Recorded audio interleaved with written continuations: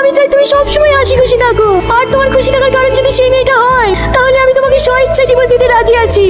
ভয় নেই, 1 টাকা তোমাকে দিতে হবে না, কিন্তু আমার একটা শর্ত আছে। বলো তোমার কি শর্ত? ওকে পাওয়ার জন্য আমি তোমার যে কোনো শর্তে রাজি আছি। এত ভালোবাসো ওকে? আচ্ছা ঠিক আছে, আমি তোমার সঙ্গে 10টা দিন চাই, পারবে আমাকে দিতে? এটাই আমার শেষ ইচ্ছা। আচ্ছা ঠিক আছে, আমি পূরণ করব। ইচ্ছে পূরণ করবো বলে কোথায় যাচ্ছ? কেকটা কাটো, ভেবে নাও আজ থেকেই সেই 10 দিন শুরু। ও এত টেনশন করছো কেন? আর তো মাত্র 9টা দিন, তারপরেতে তোমাকে বউ বানিয়ে আমার বাড়ি নিয়ে যাব।